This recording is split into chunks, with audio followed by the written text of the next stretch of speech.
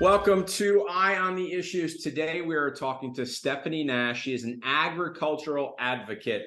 Stephanie, let's begin by talking about what is an agriculture advocate? Well, nowadays it's fighting for farmers and ranchers and talking about issues that are really facing the rural communities, our food supply. It's not just about fighting for farmers and ranchers, it's about fighting for consumers and the future of our food supply. So what do you see as the biggest challenge facing farmers and ranchers right now? Just like every American, inflation, the economy, everything has gotten so expensive. The consumers go to the grocery store and they're paying $200, $300, $400 more than they were in 2019. And us as family farmers and ranchers are also paying more for our feed to feed our animals and just resources in general. You look at fertilizer, that had a lot to do with the Ukraine and Russia situation.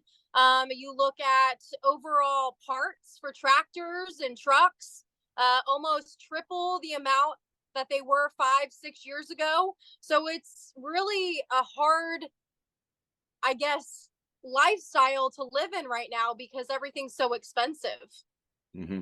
Well, let's talk about the food supply and what you think Americans need to know that some of the well-educated ones may know, but most of us probably don't. Yeah, I think a lot of times people believe that farmers and ranchers get all of this money, all these subsidies, and that's really not the truth. A lot of times we have to do years of research to see if we're even going to be accepted into a grant program or even get money back for a facility, whether it's under a conservation agreement or whether it's just to improve our facility. So a lot of the times, a great example is during COVID. We had a COVID relief agriculture program, and the livestock farmers didn't see anything from it. And so a lot of the things that you hear on the news are not actually happening for the farmers and ranchers. A big thing being just right now, they're trying to say they want to give back to farmers and ranchers. They want to make sure that we are protecting the food supply. And there's a lot of nasty things going on. Another thing that I like to talk about too is, we don't get to dictate our price. When you own a small business, when you sell something, you're going to say, hey, these earrings are $25. We don't get to say, hey, this is what we want for our milk to our processors. That's not how it works. And so that's very challenging as well. As if you look at the food supply, if you look at how big corporations are buying in, China's buying in, they have the capital to survive while the farmers and ranchers really do not right now. So in your estimation, what needs to happen within the farming and ranching community to be survivable for our industry to be okay in 20 years compared to what's happening right now? My biggest argument right now is, do we want big corp and do we want these alternatives to come into our country and overtake the grocery stores, or are we going to have some wiggle room to make sure the farmers or ranchers are being taken care of? I'm all about environmental stewardship and conservation and us as farmers doing better. But I'm going to tell you right now, we're less than 4% of the emissions as livestock. We're less than 11% as agriculture. And when you look at other industries, they are 2 to 3 times more than we are. And I'm not bagging, on other industries, but it seems to be like agriculture is always at the forefront of the emissions problem or the climate change problem.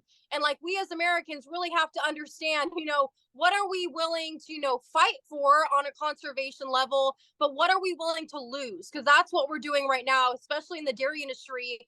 A lot of regulations have come, as you've seen in the Netherlands and Ireland, and it's happening here in the United States. They blame dairy farming for the farts and the emissions, and they want us to do better with numbers. Even though we continue to decrease emissions every year, they don't put those numbers out. They continue to tell the public that we are the problem.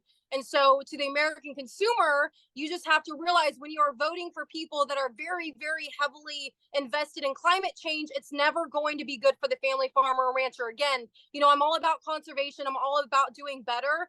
But when they're targeting us with $1 million projects and we're not getting compensated for them and we're investing into our farm, that's a problem too, So something's got to give for us to have a stronger future for our family farmers and ranchers here in America. Yeah, and one of the issues that farmers, ranchers are facing, lab grown meat. What's your impression? What's your take on what they call lab grown meat? Yeah, so we had a podcast 2 weeks ago. We just put out this last Tuesday, and we just talked about how much money has been flowing through fake meat for the last 10 years, how much research has been done, and really just understanding when it started. And so, if people, I like to start at the beginning because I feel like people don't know this. So, Impossible Burger, you have a lot of investment from Bill Gates, up to $10.5 million that he's invested into of his own money. And keep in mind, he is the largest landowner in the United States, and he's doing nothing with that land. He's just buying it up and letting it sit there. So, on top of him having just a fire under him to release this fake meat, he also is the largest landowner. So that's really scary to think of. And one of their arguments for fake meat is we're going to be more sustainable. We have to feed more Americans.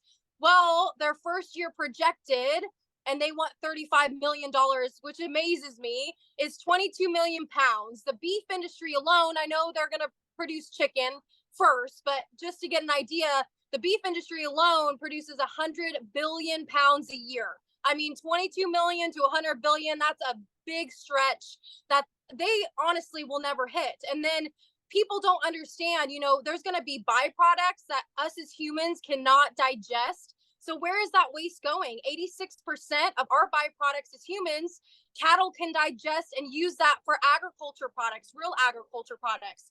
And so there's not a lot of research, and I've been digging for weeks about them saying, hey, if we implement fake meat and get rid of agriculture, what are the emissions numbers going to look like? Yes, it might be less to produce the product, but in the end, you're going to have no animals to digest the byproducts and help the environment in that way. I mean, cattle and livestock and agriculture is so sustainable and does such a good thing for the planet.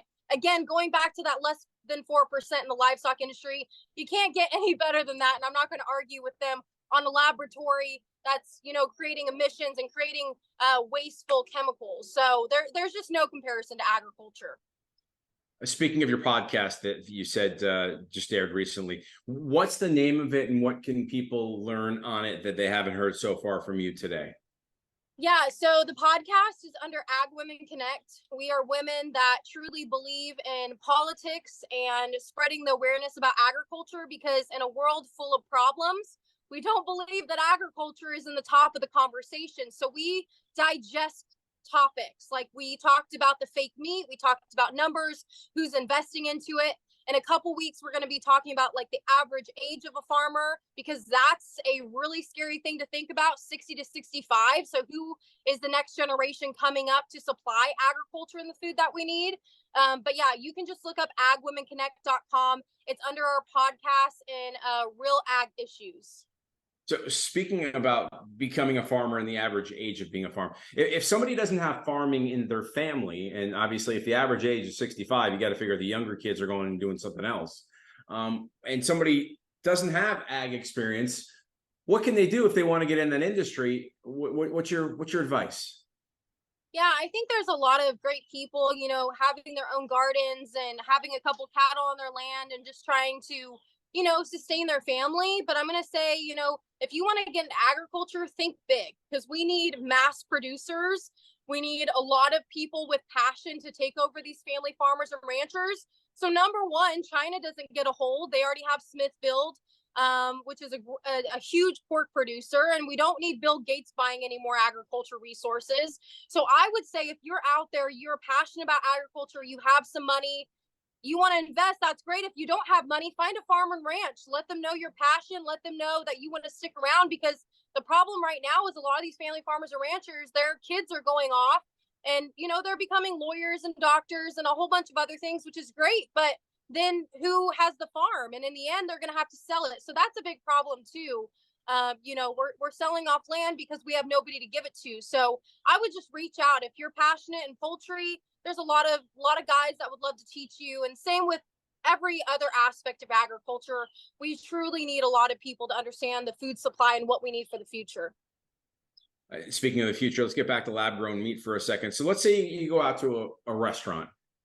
How do you know that you're getting, what type of meat you're getting, lab grown versus is there a reason the restaurant has to tell you or would tell you or would not tell you for that matter? So what we've talked about and what we have seen, they do have to put a labeling on there saying that it is not actual real meat. We do not know what the package looks like yet. We haven't really seen it, so that is to come. But I mean, I would think that would be a legal liability for a restaurant to serve you fake meat. I mean, I'm sure you're going to get that in San Francisco or some loony town. I'm just telling you. I mean, I lived in Fresno, so don't come after me. I know San Francisco, you know. But I would not be surprised if some of these people are trying to transform other people to buy this crap, you know? So, I mean, what we know so far is there's going to be a label. You're going to know what it is. But we'll just have to see when the time comes when it's passed. And from a nutritional standpoint, do you know much, or can you educate us a little bit about the nutritional value of the lab grown meat versus farm grown meat or ranch grown meat? Yeah, so I'll start you guys off with plant-based since it's already out in the grocery store. So I know Red 3, and I talk about this on my platform, is and has been neglected from the FDA for cosmetics, but we're going to put it in plant-based food. I have a problem with that. When other countries are banning things and ingredients that we are putting in plant-based food, I mean, that's never good for you. Just like alternatives, you know, not just with the beef, but, you know, I am a dairy farmer, and I'm not saying this just because I love milk and I believe cow milk is the real milk. I'm just being honest. It's almond milk, oat milk, and I understand lactose intolerant is water with some vitamin D and some ingredients in it and some oils that have been proved to mess up hormones in women. So just be aware that alternatives are not saving the planet. They're not better for you. They're not healthier for you. And plant-based, you know, especially Impossible Meats and Beyond Beef, their interest rates and pretty much all their market value has decreased by up to 8%. They lost, I think, almost $50 million last year. And so people are starting to do their research, you know where your food comes from, number one. But going to the fake meat, you know, they're pulling cells. And so what I like to talk about too is activism, you know, PETA, Humane Society, all those people that believe that we as agriculture are bad for the planet and bad for our animals. Okay, so we're going to use a beef cow as an experiment, pull the cells out of her, put it in a lab and grow meat. Tell me how that's not hurting the animal, not letting her or him live out her life. I think that is torture to an animal. Instead of having her 2 meals a day, having fresh bedding, and people that actually love them, you know, there's yes, they're producing milk on my dairy farm, but a lot of them are my pets. We have 16-year-old cows that have been milking forever. We take care of them.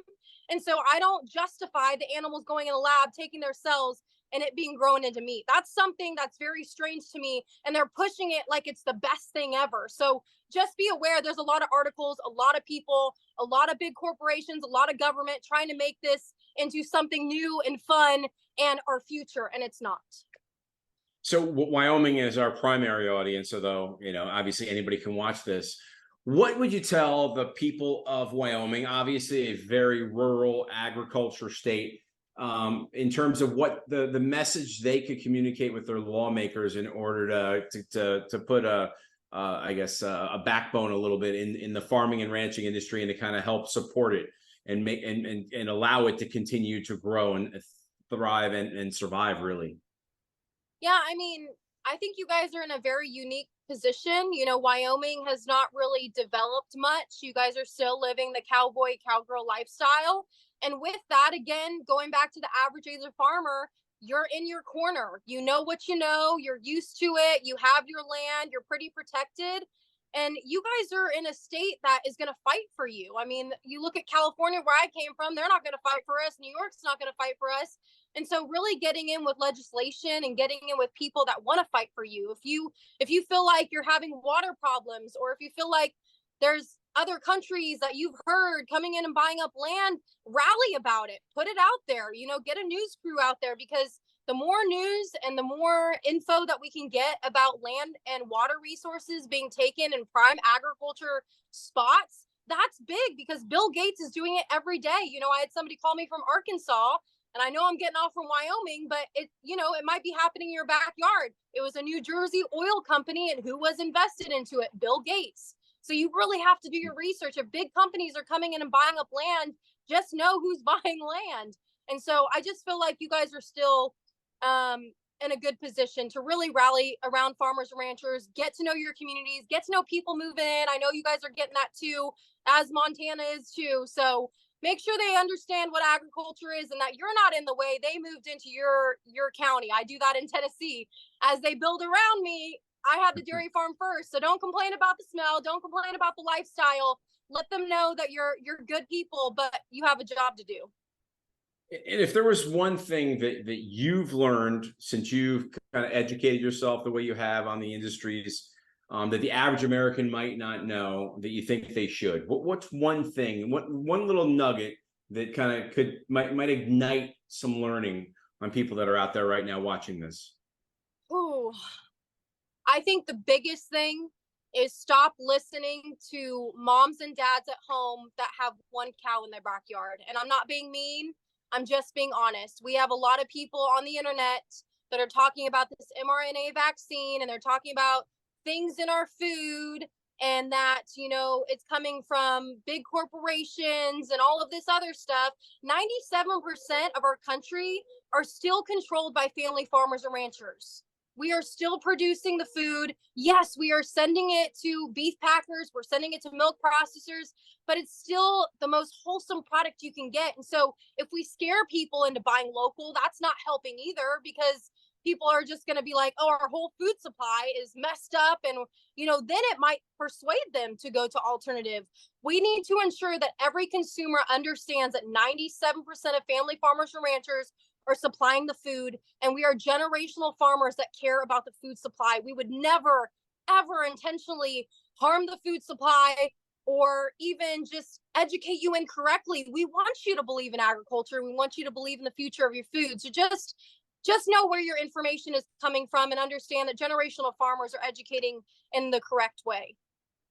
Speaking about educating, let's say, parents are watching this right now and they want to educate their kids. Where would you recommend they go to learn about farming and ranching and foods?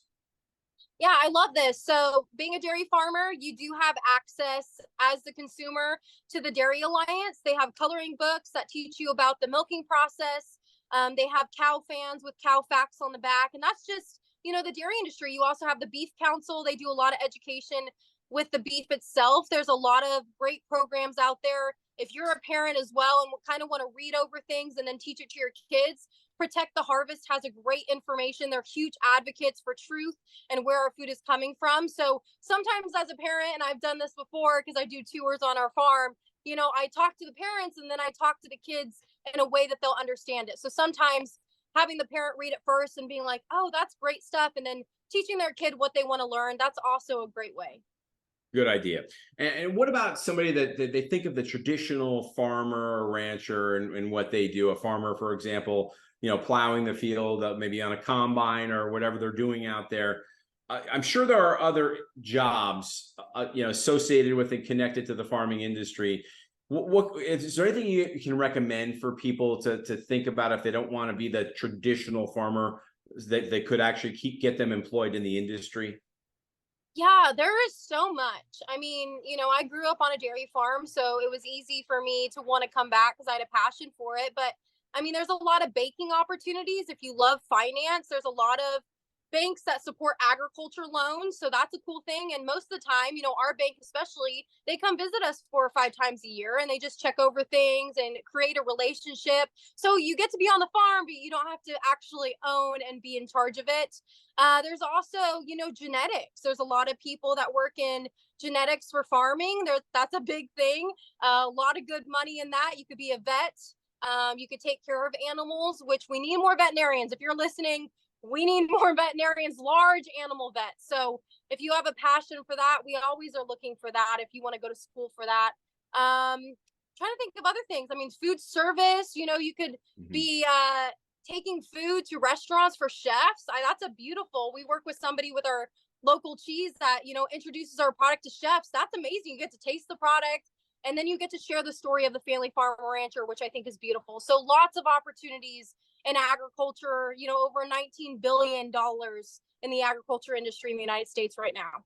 Incredible. All right. So Stephanie Nash, thank you for your time. And two quick things. Once again, the name of your podcast, and also if anybody has any questions for you, is there an email address you might be willing to share? Yeah, so agwomenconnect.com. You can look up Your Story Matters, and it's under Real Ag Issues. We just started it. So it's going to be a lot of political stuff. And a lot of you guys probably know Sarah Fallon. She's in Wyoming as well. They're hard hitters. So she's on it with me as well.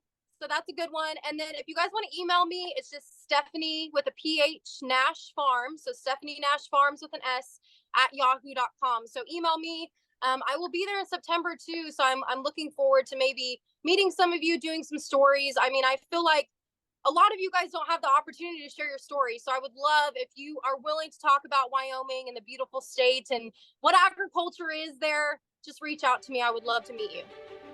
Stephanie, thank you so much for your time. Thank you.